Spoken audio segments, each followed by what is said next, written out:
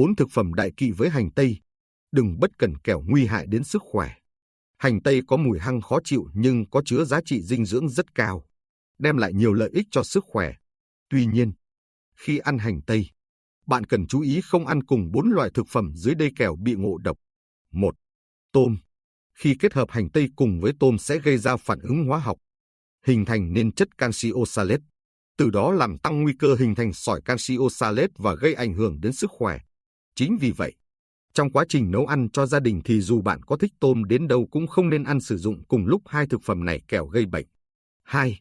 Rong biển. Theo nghiên cứu, trong thành phần dinh dưỡng của rong biển chứa rất nhiều iốt và canxi.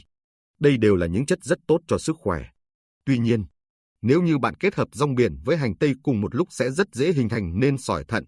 Ngoài ra, việc kết hợp hai thực phẩm này cùng lúc có thể gây ra tình trạng khó tiêu và rối loạn tiêu hóa. 3. Cá.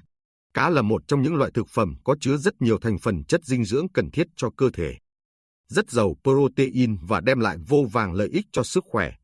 Tuy nhiên, nếu như bạn kết hợp cá cùng với hành tây có thể khiến thành phần protein trong cá kết tủa, lắng xuống dạ dày, từ đó không chỉ làm giảm chất dinh dưỡng mà còn gây ra tình trạng khó tiêu, đầy hơi ảnh hưởng đến sức khỏe.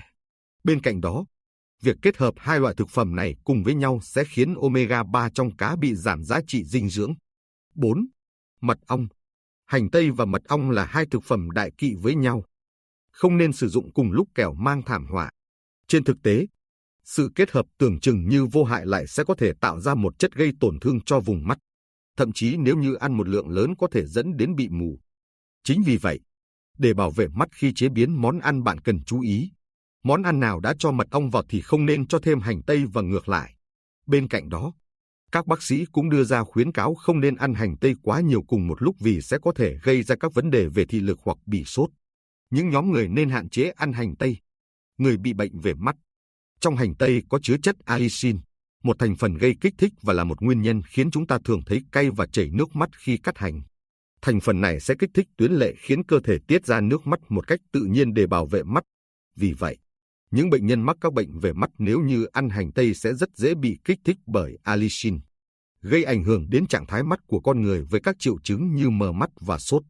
Do đó, những bệnh nhân mắc các bệnh về mắt cần hết sức thận trọng và nhớ là không nên ăn quá nhiều hành tây. Người mắc bệnh thận.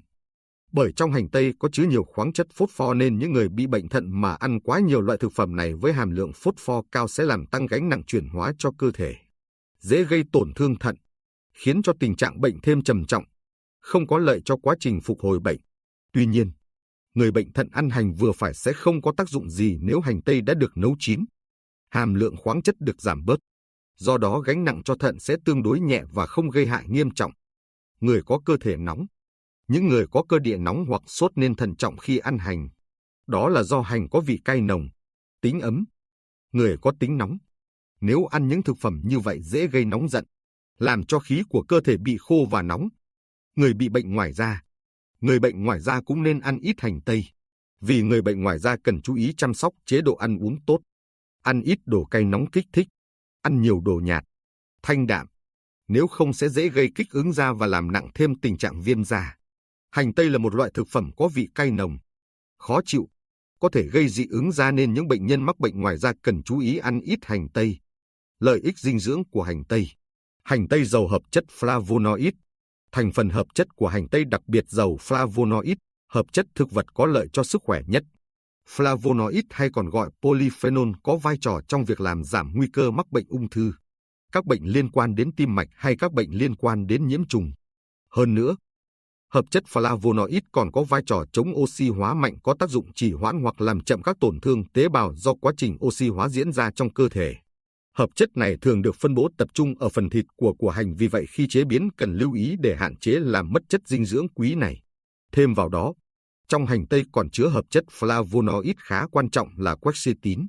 Hợp chất này đã được các nghiên cứu chứng minh đặc tính chống ung thư của nó. Một vài nghiên cứu gần đây cũng đã đưa ra kết luận quercetin làm chậm sự phát triển của các khối u đối với bệnh ung thư tụy. Ngoài ra, quercetin còn có vai trò trong việc hạ huyết áp của những bệnh nhân mắc bệnh liên quan đến tim mạch như đột quỵ, mạch vành, suy tim, động mạch ngoại biên. Hành tây giàu hợp chất lưu huỳnh hữu cơ. Thành phần chất khoáng trong hành tây rất giàu lưu huỳnh. Đây cũng chính là hợp chất mang lại mùi vị đặc trưng của loại thực phẩm này. Bên cạnh đó, hợp chất này còn có hiệu quả tốt trong giảm viêm, đồng thời giảm các triệu chứng gây nên bệnh hen phế quản, viêm khớp và các bệnh liên quan đến tim mạch. Ngoài ra, hợp chất thiosulfonate trong hành tây được các nghiên cứu chứng minh có tác dụng chống đông máu tự nhiên, ngăn ngừa hình thành các cục máu đông trong lòng mạch. Nhờ vậy, giúp bệnh nhân mắc bệnh liên quan đến tim mạch có thể giảm nguy cơ đau tim và đột quỵ. Hành tây giàu vitamin C. Hành tây, nguồn thực phẩm cung cấp khá phong phú vitamin C. Vitamin này được coi như chất chống oxy hóa quen thuộc, đóng vai trò quan trọng đối với hệ miễn dịch của cơ thể. Hơn nữa, vitamin C còn có một vai trò quan trọng không kém trong việc cải thiện hấp thu sắt cho cơ thể. Vitamin C trong các loại rau rất dễ mất đi bởi các yếu tố liên quan đến nhiệt độ, ánh sáng, kim loại. Tuy nhiên, với các loại củ quả thì hàm lượng vitamin C ít mất hơn. Hành tây giàu hợp chất chrome. Ăn hành tây có tốt không? Thực chất, thành phần dinh dưỡng của hành tây có chứa chất khoáng chrome có khả năng hỗ trợ điều hòa đường huyết và tăng cường hoạt tính của hormone insulin. Hơn nữa, chất khoáng này còn tham gia trực tiếp vào quá trình chuyển hóa carbohydrate, chất béo và protein trong cơ thể. Yếu tố này khá đặc biệt và có vai trò quan trọng đối với những bệnh nhân mắc đái tháo đường loại 2 hoặc những bệnh nhân bị kháng insulin.